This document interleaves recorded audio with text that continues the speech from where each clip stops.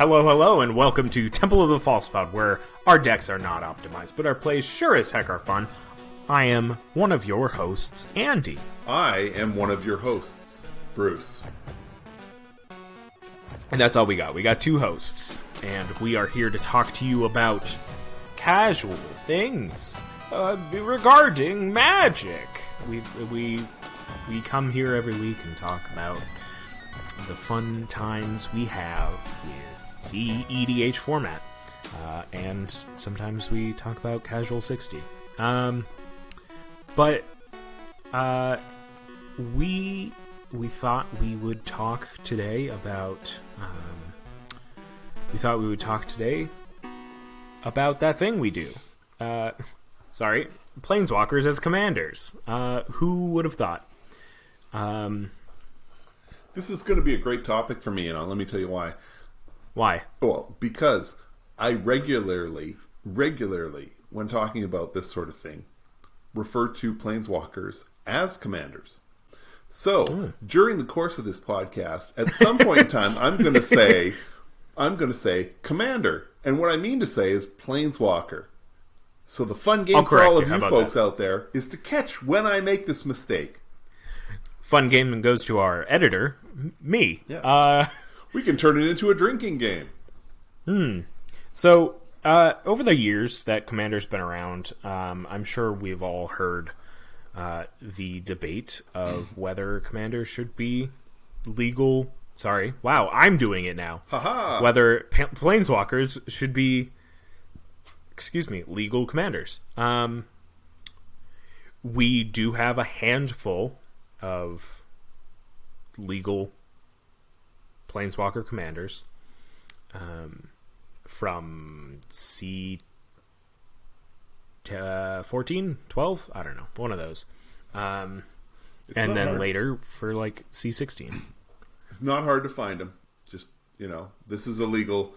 This Planeswalker is legal in Commander, or whatever the phrasing is at the bottom of the Planeswalkers when they do this. Yeah. I think they hit like a not necessarily a roadblock, but like kind of came to the realization that this could really be busted when designing it, when they came across Windgrace, who has disrupted the idea of Planeswalkers as commanders because he is so powerful. He is just a landfall engine. But enough about him. We are talking today about non-legal ones and whether you should feel okay to play them. And I'll... Spoiler alert. Do whatever you want, as long as people are okay with it. That's how I feel. The end. Spoiler alert. If you're playing outside of your playgroup, be ready with an alternate commander.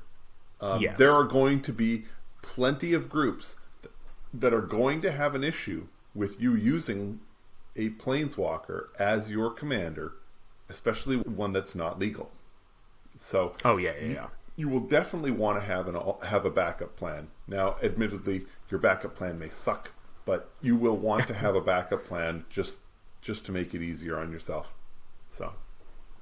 So let's start. Let's go kind of back and forth on reasons why and why not we should, even just within our playgroup, feel like all right. I mean, obviously, I kind of set the rule zero precedent of like, if everyone's okay with it, why not? But I think the biggest thing there is understanding it when your Planeswalker has gone too far as your commander, as like, hey, you're kind of doing too much that's not really interactive and it's breaking the game. I mean, you can look at Tezzeret, who, I mean, sure, he's a 6-mana buy-a-box promo, but he has a static ability that says that all of your, I think it's creatures and Planeswalkers, have affinity for artifacts, which is crazy.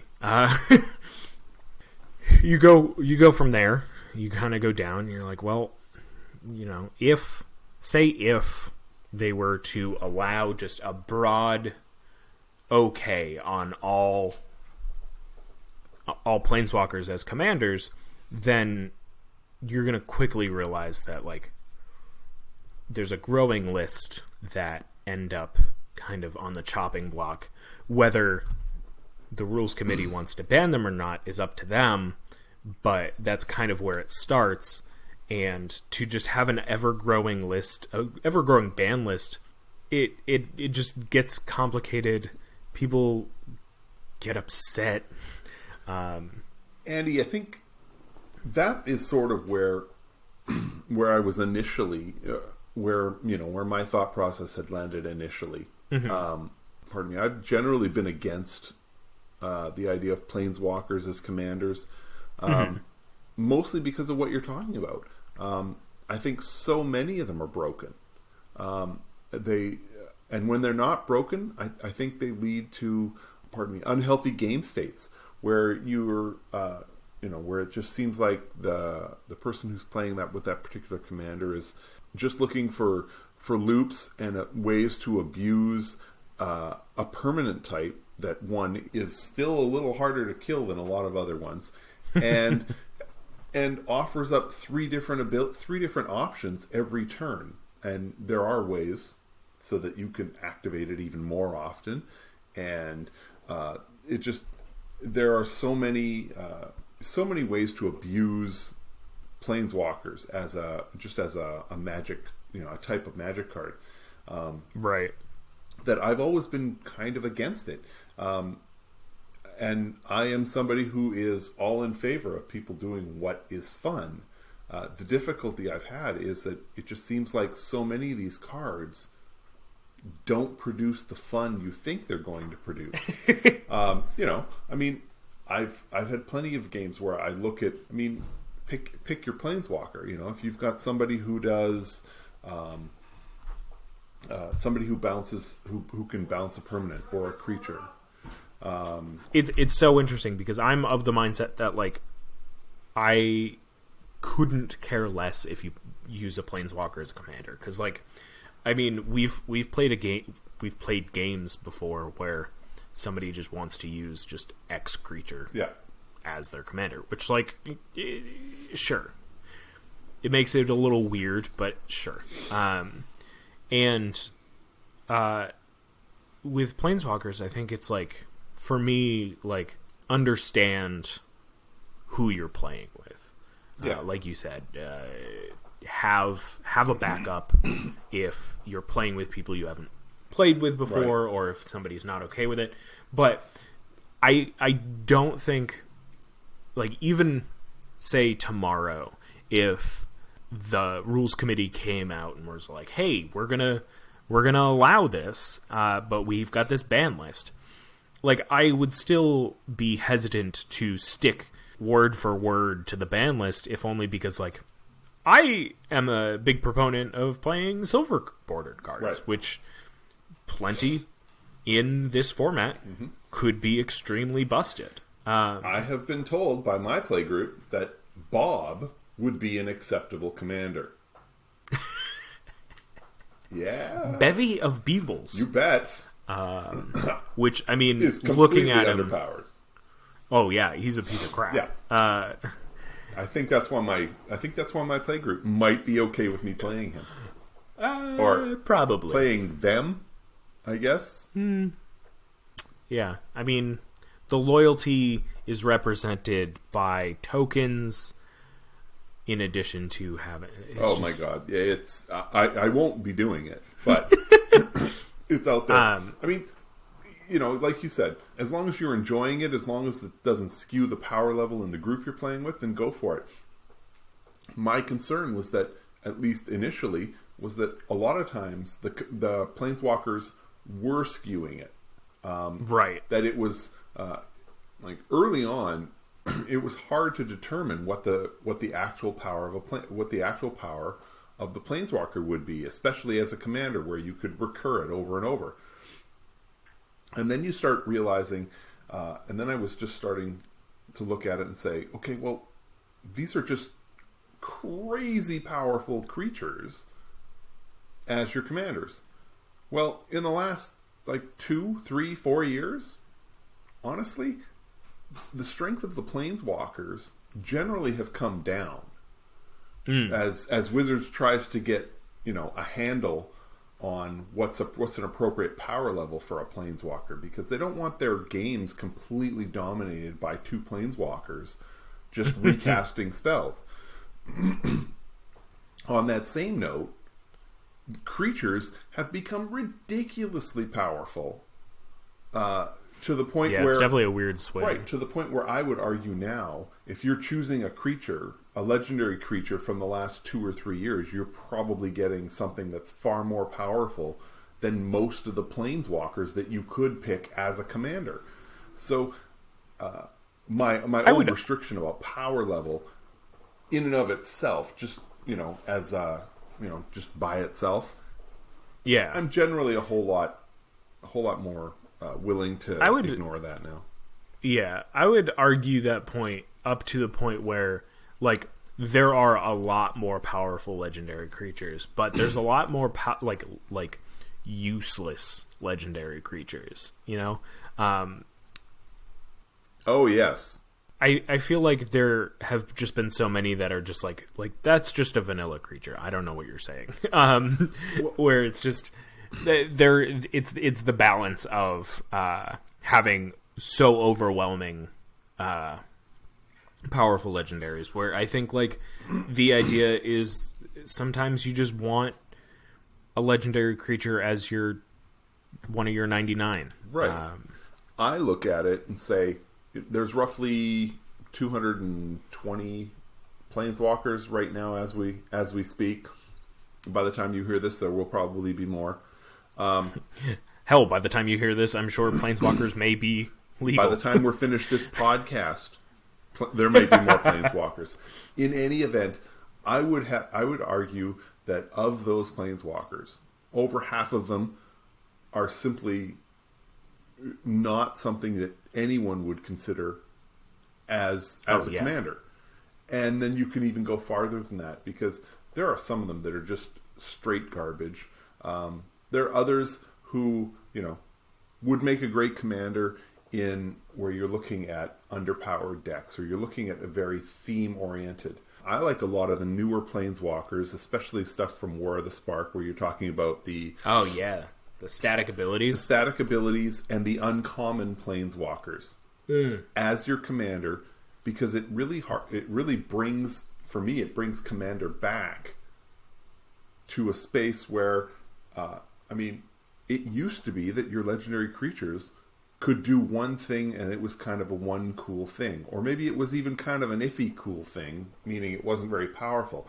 But that was the one thing it did. So your Planeswalker wasn't the be-all, end-all of your deck. It was something that made your deck be a little better. And that's what I feel like a lot of these underpowered Planeswalkers from War of the Spark and from some of the more recent sets are. Yeah. They focus minus on... Oko. Well, yes. That's the other swing of the pendulum.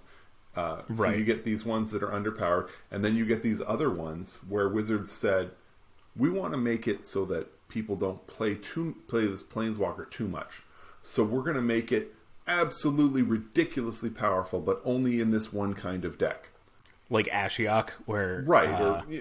So you take these ones, and you run them in the right deck, and then they're just ridiculous. And it's so powerful. And, if you're playing with other people who are also running this level of power, then I guess that's fine. But quite often, they're not. And it creates these unfortunate, unhappy situations. So yeah, like I said, more choices is more fun. But just remember, more choices. We're talking about just over 200 cards here. And of those 200... I would hazard a guess that really you're looking at roughly 50 cards that you want to add in as possible commanders. And of those Yeah. 50 cards, I would take a wild guess and say 20, maybe half of them would need to be banned. Your Okos and your other Tezzerets and Ashiok. Yeah. Right. It's just like there's some that would end up being ubiquitous because of their power level or because of like, oh, they make this thing just go so much smoother. That, I mean, you look at the new Jace where he copies himself. right. And on first glance, you're like, oh, that's real busted. But realistically, you're scrying a bunch and drawing. But even when you're drawing, you're still taking damage, which is an oddly white thing for a blue card to do. But it's like you're right. They've come down on power with each set in terms of Planeswalkers, and it's so interesting because there is a format where Planeswalkers can act essentially as your commanders, and I think they're probably still called commanders in Brawl, where I've played numerous games of Brawl on Arena, and I could probably count on two hands the number of times I've come across a Planeswalker as a commander, because it just, even when it is legal, it doesn't happen very often. And granted, people are playing Brawl for vastly different reasons. It is less of a casual, conversational, social aspect, and definitely more of like, hey, I'm playing standard with a bunch of chaff and Right. trying to still smack the crap out of people. And to be fair, Brawl on Arena, you're talking about cards that are standard legal, so it's far Right. harder to abuse that Planeswalker. If you're looking at it, if you're looking for an example, Oathbreaker, it's a variant that runs with it's essentially a 60 card commander deck, and you can use legendary creatures or commanders. They have their Planeswalkers. Thank you. Planeswalkers. Boom. Everybody drink one. But in a format like Oathbreaker, how often are you seeing the Planeswalkers, and are they broken? And are they broken because in Oathbreaker they also have the legendary spell? So I believe it's a sorcery or instant that matches your commander colors, or that fits within the commander and colors. then you also have like a commander tax to it. Right, and you can only play it when you've got... Anyways, I'm not going to go through the rules for Oathbreaker. You feel free to go find it and check it out. Is that still a played format? It is. Cool. Less so because it's not on Arena, but I know it's still a played format, in as much as anything gets played, because obviously we're all playing online mostly, so I'm sure it sees less play than it did a year and a half ago. But it's still out there, and it's still something to consider. Again, though, I am in favor of the Planeswalker as a commander, mostly because I'm all about if you're looking for a fun, if it's fun for you and fun for everybody else, then go for it. Don't be a dick about it. Right. I do have concerns that at some point you don't want to have to rely on Rule 0, because then you start looking at situations where the players can't properly assess how powerful their deck is. And I think with Planeswalkers as commanders, it gets that much harder to make an accurate assessment of how strong your deck is.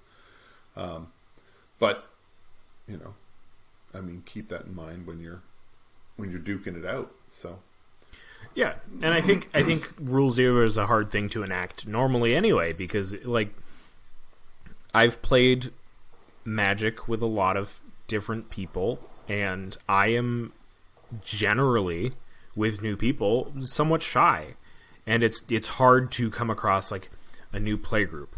talk to them about like, hey, this is gonna like, do you guys want to play a busted game, or do you want to play a game where I try some new things and I didn't mean for it to be busted, and I'll try to pilot it not busted. Like, it's just there's so much context involved within like invoking a Rule Zero type discussion that, like, I mean, you hear about so often, but like it's more complicated than that. Well, like you said, here's an example.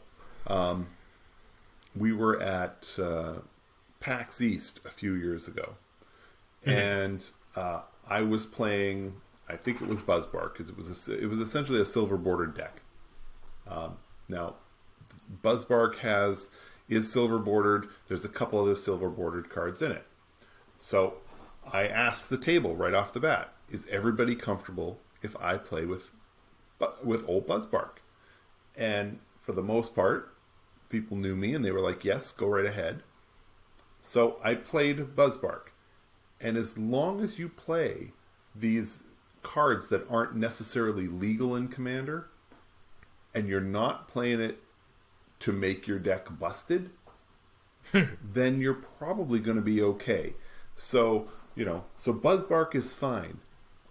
Phoebe, who, you put it in somebody else's hand, and then you can play their hand, and it just does things that can be so broken.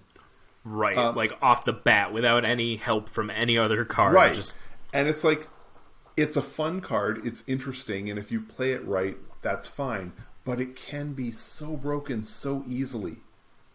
Well, then why are they going to agree to let you play with cards that aren't legal in Commander if you are essentially doing things that explain why they're not legal in Commander?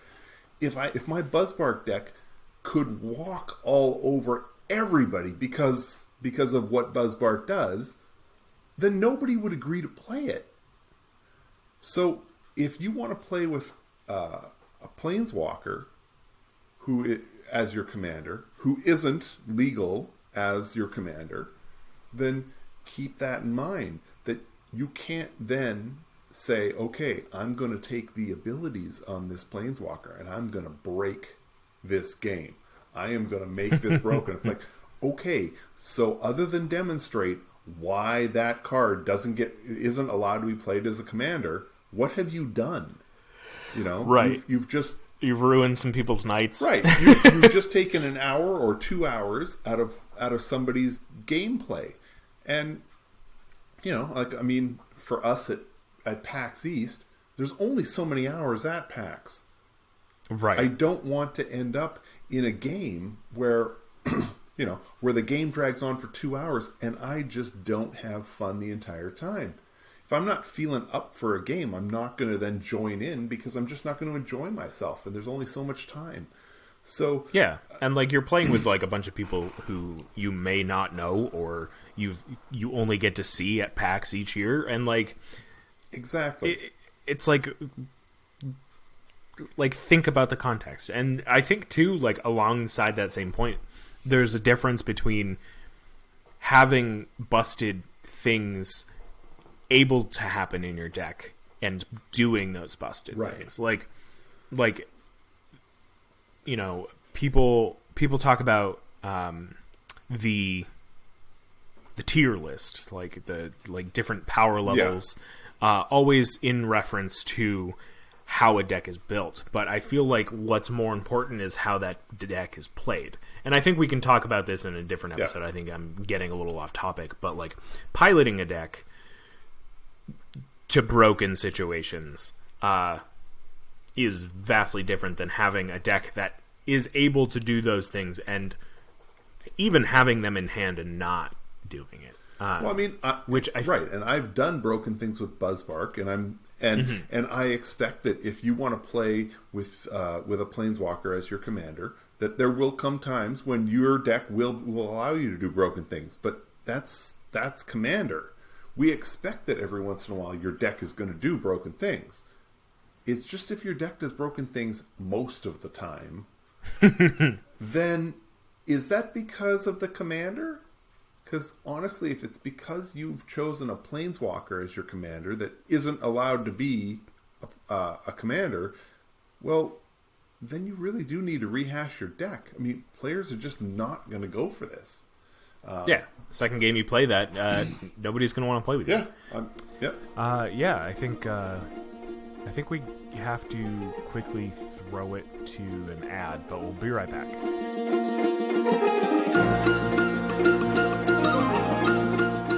This episode of Temple of Falspot is brought to you by the Immortal Sun. Too many super friends super beating you? Well, do I have the answer for you. With the Immortal Sun, you'll make those super friends super bored. What good are Planeswalkers if you can't activate them? That's right. So, call right now and we'll throw in cost reduction, card draw, and anthem effects for free. Just pay the cost of 6 mana and being the clear and immediate threat. And this sun can be yours. And now back to me.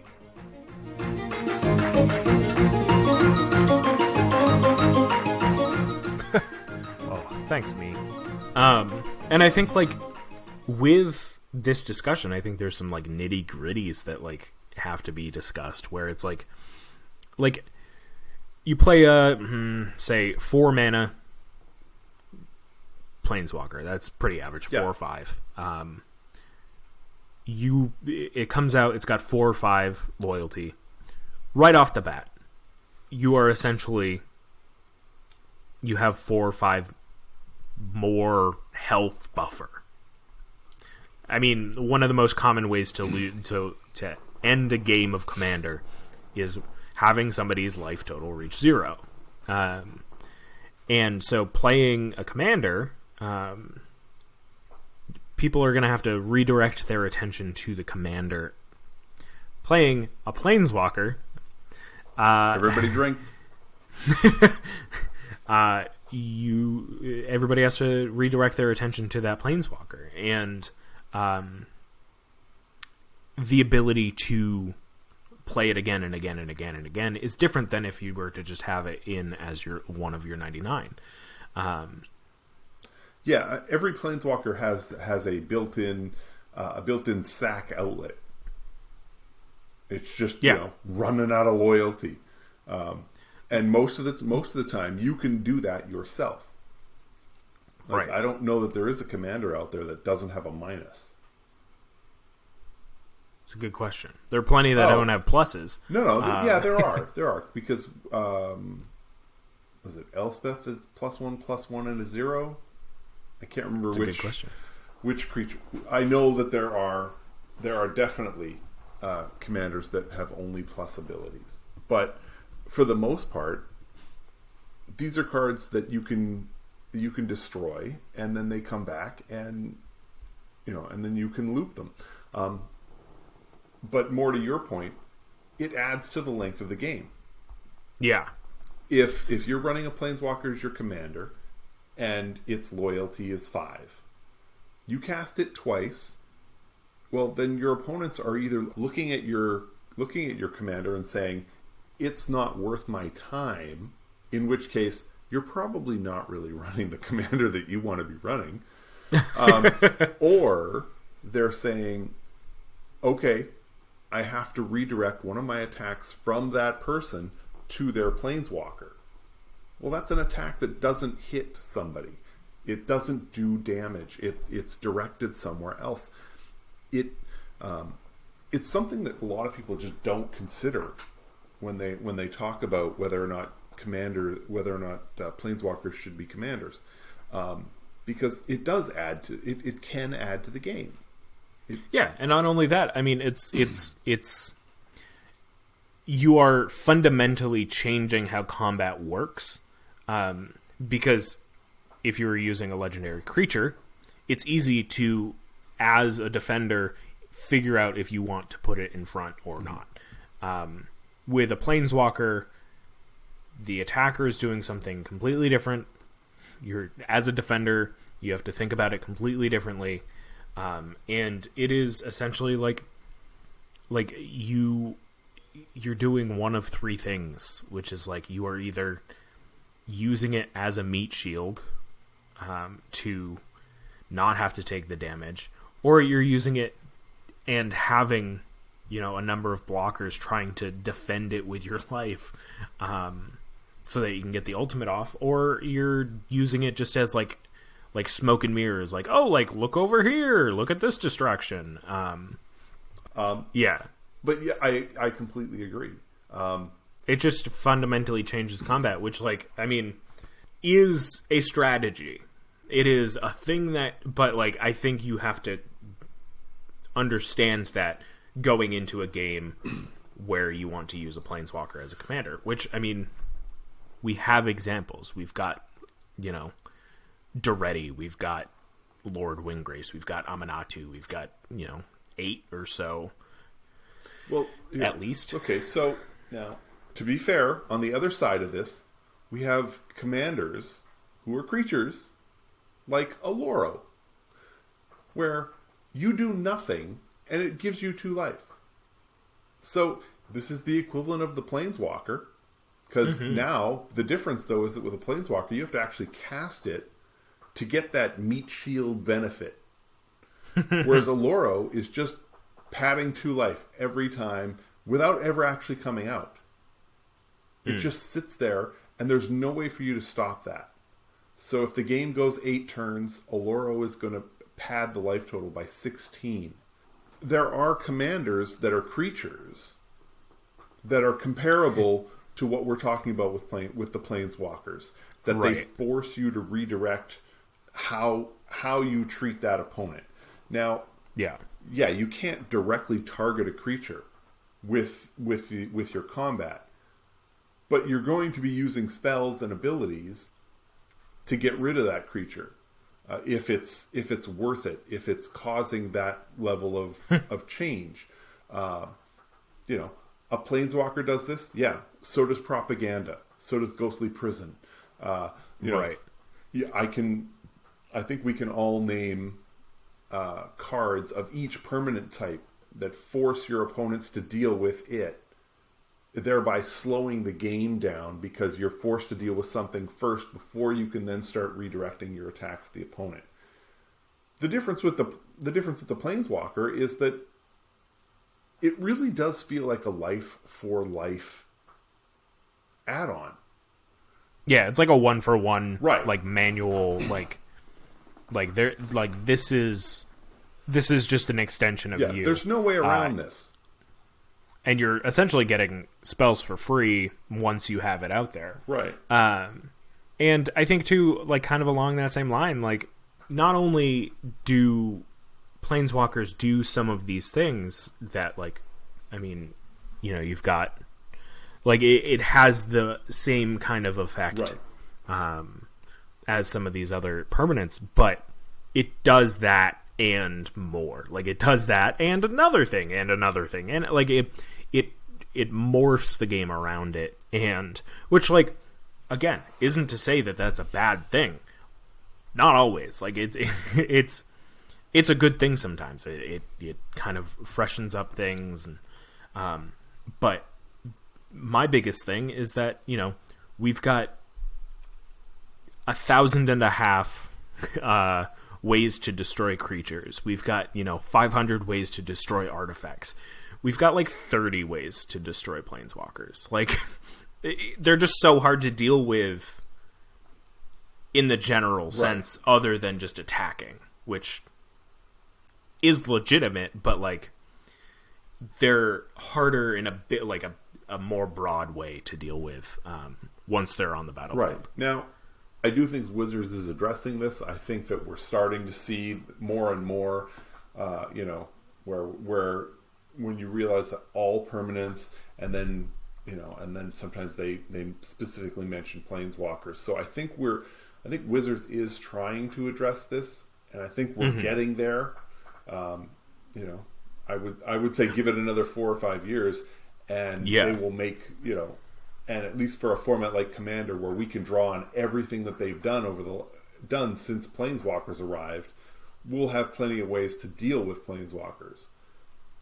It's funny too, because we as much or as little ways to deal with Planeswalkers on a card to card basis, it's hell of a lot better than the alternative, which is to just errata destroy target creature or planeswalker. Like, that would break things infinitely more. Yeah.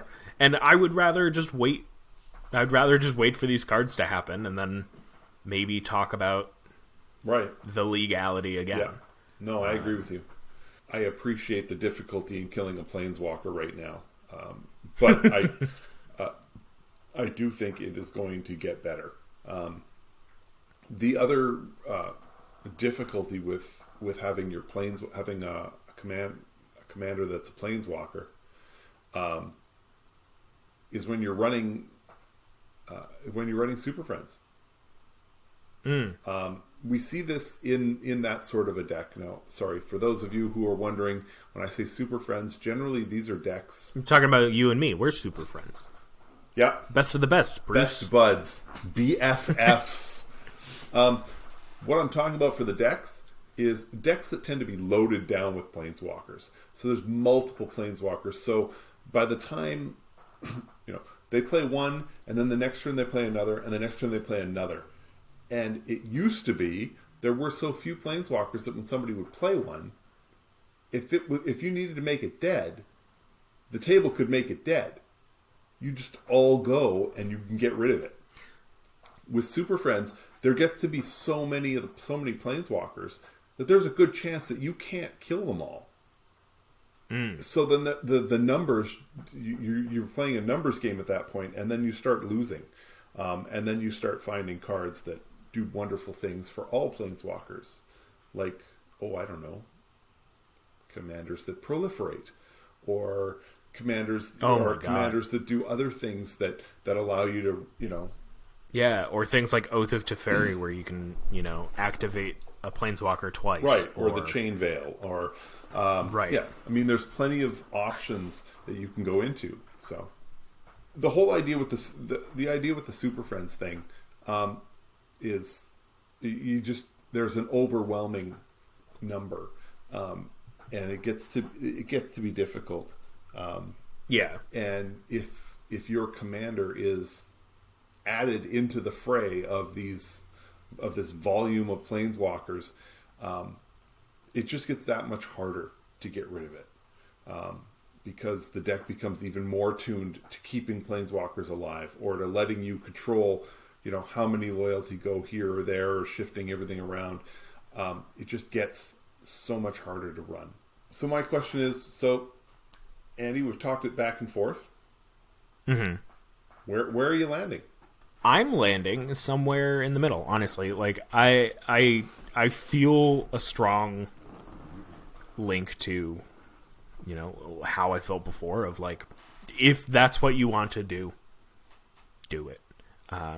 There are definitely some commanders, or drink. There are definitely some planeswalkers that I would never play as commanders. I mean, the old planeswalkers were busted, because they didn't know how to balance the abilities.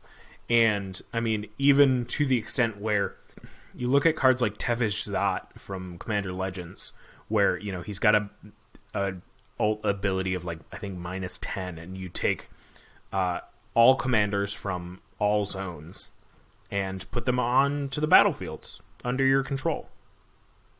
Mm-hmm. Essentially. And, like, that sounds busted.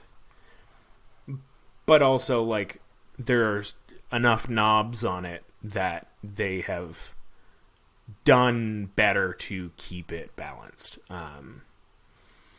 Obviously, with that, there's also the knowledge of Tevish Zod existing. And I mean, this goes for any Planeswalker as commander. You see it coming for the big busted plays, but also, I don't know. I think for me, it still kind of comes down to not even necessarily talking to your playgroup about it. Bring it up. Have a backup ready, but, like, bring it up. Build it for sure. I mean, that building a deck's a lot of fun. piloting it is also fun, but those are two different things. I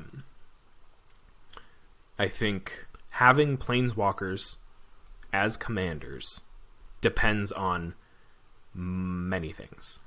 The first, obviously, is what planeswalker. Second, Right. obviously, is who's playing it. Third, obviously, is who you're playing it against. And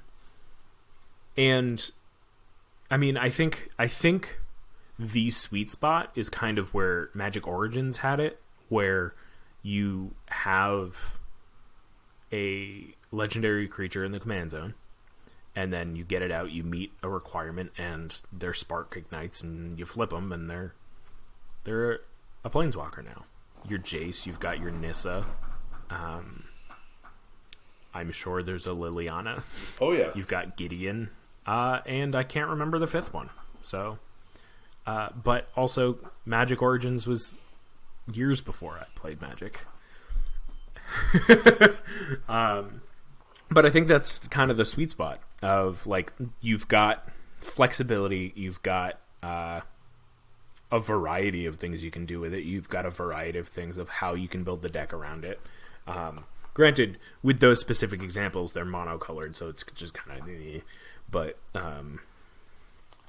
you can have a lot of fun with it, both building it to not necessarily be optimized, but also playing it, even if it is an optimized deck, playing it to be fun. Right. Well, so yeah, that's kind of where I stand with it. So I think this is one of those situations where I think we're going to land, well, I wouldn't say opposite, but we're definitely not going to land in the same place. I would say that I'm going to take a more general stand and suggest that this is just not an option that we really want to be going into. If you're playing with your local play group, they know you, they know what you're intending to try and do, and they're willing to give you the slack to try it. And if it turns out that this planeswalker as a commander is busto, they're willing to give you the benefit of the doubt. You didn't know, fine, let's just not do that again. Right. So they're fine. The difficulty lies in when you go outside of your playgroup.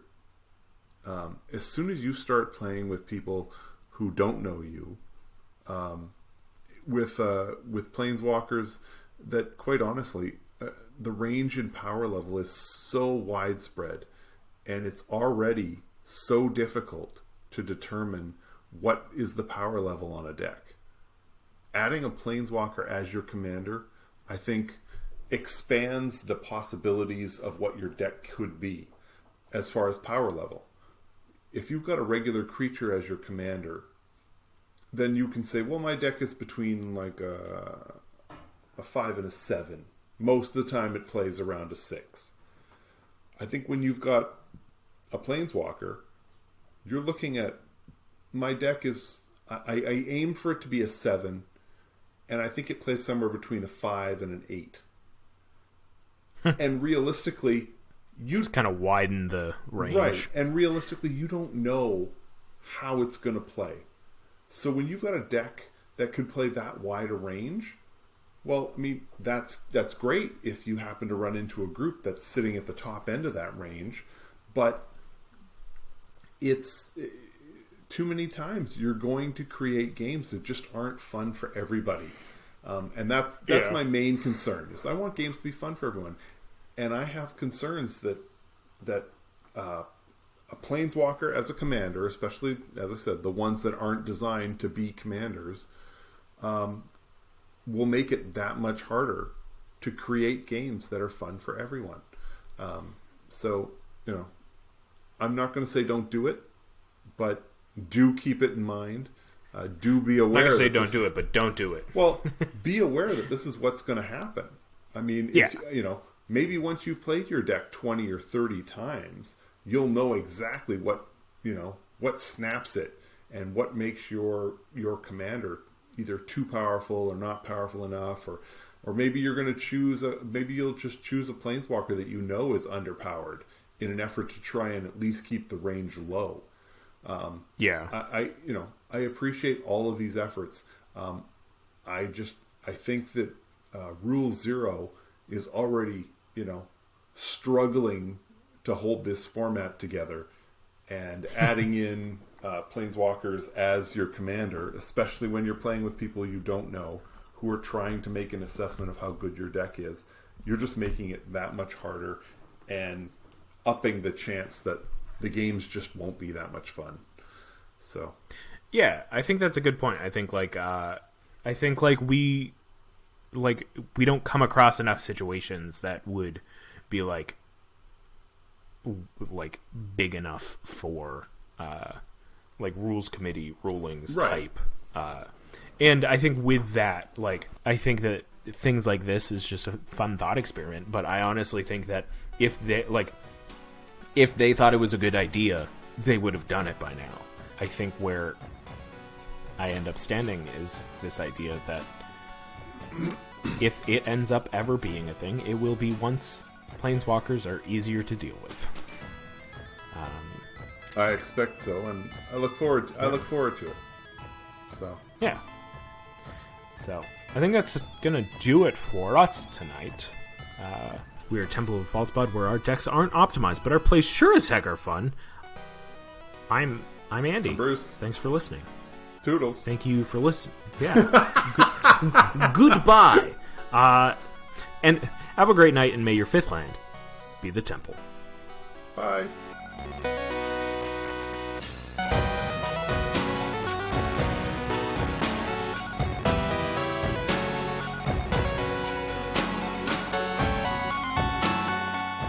Hey everyone, Andy here. Thank you so much for listening to this episode of Temple of the Falsebud. Just a few housekeeping things here at the end of the show. You can find us on Apple Podcasts, Spotify, Google Podcasts, pretty much wherever you can find podcasts. Subscribe and give us a review. It really helps out the show. And it'll show us what you like about our podcast. Also, we've got a Twitter and an Instagram. Our handle is FalsepodMTG, all one word. So be sure to follow us. Feel free to reach out to us there or drop us an email at falsepodmtg@gmail.com and tell us your favorite Magic-related story. We'd love to hear from you. Thank you again to you and to Bruce. He's Mana Burned on Twitter, and I'm Andy Weekend on Twitter and Twitch. We're Temple of the Falsepod, where our decks aren't optimized, but our plays sure as heck are fun. Have a great night, and may your fifth land be the temple.